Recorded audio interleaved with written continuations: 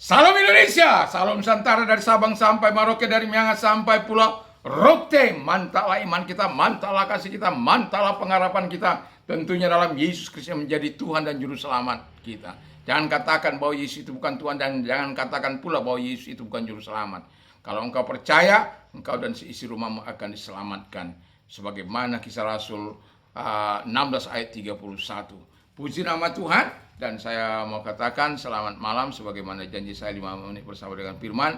Sore ini saya akan membawakan kepada kita tentang yang kedua, yang sama-sama datang ke bait Allah untuk berdoa, dan yang satu dengan motivasi yang berbeda, yang satu untuk mengagungkan diri, yang satu datang dengan kerendahan hati. Sebelumnya, mari kita berdoa. Tuhan Yesus, biarlah kami orang-orang yang rendah hati, bukan orang sombong di hadapan Bapa di surga. Di dalam nama Tuhan Yesus Kristus, haleluya, amin. Saya masih tetap pada tema kita, God bless is humble. Tuhan memberkati, karena ini tadi saya katakan berseri, ini bagian yang kedua. Dan saya akan membacakan ayat 13 dan 14 saja dari Lukas 18. Tetapi pemungut cukai itu berdiri jauh-jauh, bahkan ia tidak berani mengenada ke langit, melainkan ia memukul dirinya dan berkata, "Ya Allah, kasihanilah aku orang berdosa ini. Aku berkata kepadamu, orang ini pulang ke rumahnya sebagai orang yang dibenarkan Allah, dan orang lain itu tidak. Sebab barang siapa meninggikan diri, ia akan direndahkan, dan barang siapa merendahkan diri, ia akan ditinggikan." Puji nama Tuhan. Jadi saya mau katakan bahwa motivasi yang berbeda itu menghasilkan motivasi yang berbeda datang kepada Tuhan saat kita berdoa, itu akan menghasilkan hasil yang berbeda pula. Dan orang Farisi seperti saya katakan tadi, bahwa dia datang dengan segala kesombongannya, dengan segala kebenaran dirinya sendiri, dan segala pamernya dan lain sebagainya. Dan sementara si pemungut cukai datang kepada Allah dalam doanya dan dengan segala kerendahan hati. Yang pertama, dia datang dengan segala kerendahan hati. Dan Alkitab mengatakan orang yang merendahkan hati, dia akan ditinggikan. Dan kita sadar, kita tahu bahwa sebagaimana yang kita baca, bagaimana orang pemungut cukai ini dengan segala kehancuran hati, sampai dikatakan, Alkitab mengatakan dia tidak berani menengadah ke langit, tetapi dia tersungkur di hadapan Allah. Dia menyadari keberadaannya, dia menyadari dosa-dosanya, dia menyadari ketidaklayakannya, dia menyadari cara-cara hidupnya. Kita tahu orang Farisi sangat membenci pemungut cukai. Karena apa? Pemungut cukai itu sukanya memeras, bahkan kadangkala memaksa. Bukan itu saja, suka nambah-nambahi, dan kadang suka-sukanya bikin pajak itu. Dan itu sebabnya mereka sangat dibenci golongan orang-orang Yahudi pada waktu itu. Itu sebabnya ketika Sakeus mengalami jamahan Tuhan, seorang orang Farisi itu sangat marah sekali. Tetapi dia bertobat, Sakeus bertobat sebagai pemungut cukai itu, dia bertobat, dan dia katakan, 4 kali aku akan kembalikan kepada orang-orang yang pernah aku rugikan. Itulah kalau orang mengalami Kristus, ada perubahan, ada pertobatan. Dan sama dengan pemungut cukai ini, dia sadar siapa dirinya, dia sadar orang berdosa. Banyak kali orang merasa, kamu gak kenal saya.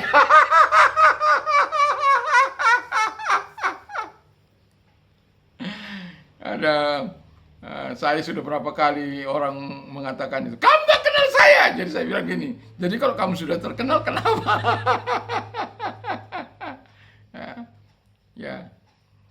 ya nggak ada gunanya kan. Kalau terkenal ya terkenal saja, udah. Nggak usah dibawa kesombongan dan macam-macam untuk mengintimidasi orang, nggak perlu kan.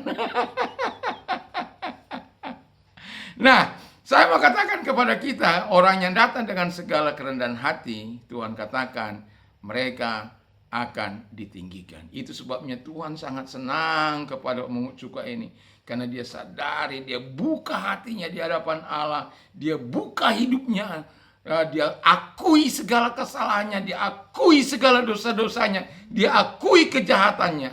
Dan yang kedua kata firman Allah, yang dilakukannya adalah memohon belas kasihan Tuhan. Kalau saya tiap hari memohon belas kasihan Allah, tiap hari. Pagi, siang, sore. Sama ketika baik pribadi maupun secara keluarga. Tetap meminta belas kasihan Tuhan. Karena saya sadar kekuatan saya tidak seberapa. Kekuatan iman saya tidak seberapa. Dan saya butuh Tuhan. Setiap hari, setiap saat, bahkan setiap detik, setiap waktu. Supaya apa? Iman kita terus bertumbuh dalam pemeliharaan Allah, dalam pengudusan Allah, dalam kebenaran Allah, dalam kehendak Allah, dalam lingkaran yang benar berada di dalam Tuhan. Dan itu sebabnya saya katakan bersama dengan keluarga memperkatakan firman Allah setiap kali kami datang mendirikan misbah keluarga. Setiap kali kami memperkatakan firman Allah. Karena kami sadar kami butuh Tuhan, kami butuh firman-Nya. Dan Alkitab mengatakan yang alami datang terlebih dahulu baru yang rohani. Dan saya mau katakan kepada kita, akibat hasil yang diperoleh, kita sudah tahu bahwa doanya didengar oleh Tuhan. Dan saya yakin dan percaya, inilah ketika kita datang kepada Tuhan, berseru, menyembah kepada Allah, memuliakan, memohon kepada Allah, doa kita didengar. Dan kita dibenarkan, bukan disalahkan. Bukan dipisahkan dari Tuhan, tapi Tuhan cinta kepada kita, semakin cinta. Karena apa? Kita terbuka di hadapannya. Kita membuka diri kita di hadapan, telanjang di hadapan Tuhan. Dalam pikiran, dalam hidup, dalam perbuatan. Tidak ada yang tertutupi. Tidak ada sandiwara. Tidak ada pencitraan di situ. Ketika kita menghadap Allah, tidak ada perlu pencitraan di situ. Datang heart to heart. Datang hati yang kudus di hadapan Allah. Karena tidak ada setitik dosa pun yang bisa menghampiri dia. Ketika kita merasa tidak layak, ya kita datang kepada dia minta ampun. Tuhan sucikan kita supaya kita merasa tenang, merasa damai. Karena setiap orang yang mengaku dosa dan kejahatannya, kata firman Allah, Allah setia mengampuni. Dan tidak mengingat-ingat pelanggaran kita. Demikian pemungut cukai ini. Dan saya berharap pada akhirnya kita adalah orang-orang yang dibenarkan.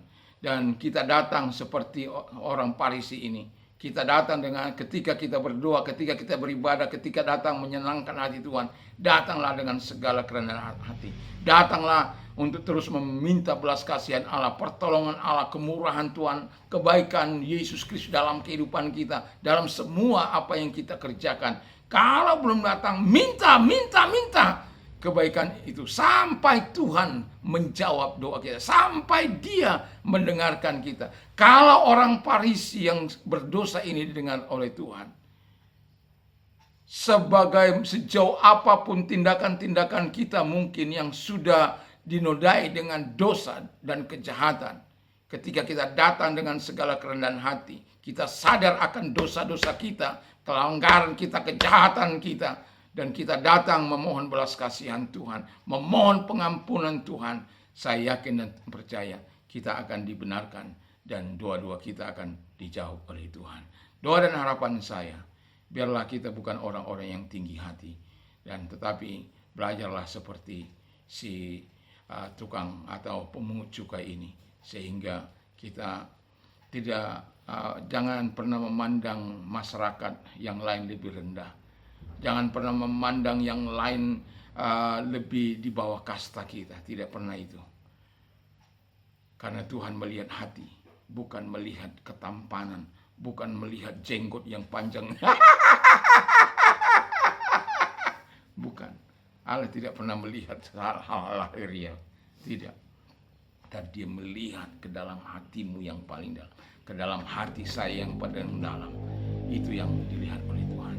Dan kita tidak bisa bersandiwara, aku ini suci Tuhan, aku ini kudus. Enggak bisa. Aku ini benar Tuhan. Enggak bisa. Dia tahu setiap detik apa yang kita kerjakan, apa yang kita perbuat. Dia tahu persis. Kalau kita mau coba-coba menipu Tuhan, jangan pernah berharap. Allah tidak akan pernah bisa ditipu. Dia bikin ya dalam Amsal 15 ayat 3, the eyes of the Lord are in every place, beholding the wicked and the good. Mata Tuhan ada di segala tempat untuk melihat orang berbuat baik dan berbuat jahat. Jadi dia ada di kolam renang. Dia ada di mana? Di hotel-hotel, di tempat-tempat tersembunyi, di mana saja, di hutan-hutan, di mana saja, tempat-tempat orang mau melakukan kejahatan, dia ada di situ. Mata Tuhan menyorot, dan kita tidak bisa bersandiwara. Di hadapan manusia kita bersandiwara, tapi tidak di hadapan Allah. Jangan sekali-kali seperti orang Farisi yang mencoba dengan mendirikan kebenarannya sendiri, menganggap dia lebih hebat. Tapi saya berkata, mari kita belajar seperti orang yang memang berdosa di pemandangan manusia, di pandangan orang-orang Farisi pada waktu itu. Tapi dia datang dengan hancur hati di hadapan Allah, dan dia merendahkan hati dan minta belas kasihan Allah. Dan pada akhirnya Tuhan menjawab doanya, dan Tuhan memulangkan dia dengan kebenaran yang berlimpah-limpah. Puji nama Tuhan, dan kita berdoa.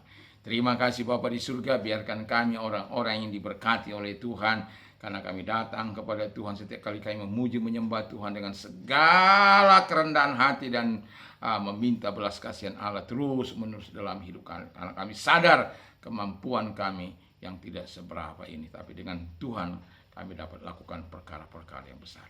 Terima kasih, bersama dengan Engkau kami kerjakan hal-hal yang memuliakan Engkau. Terpujilah Engkau, kami berdoa dalam nama Yesus. Amin. Selamat malam, selamat kita beristirahat.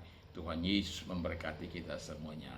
Damai Tuhan menyertai kita, kekuatan roh, kekuatan firman menyertai kita, dan haleluya. Mantap, mantap, mantap. Amin.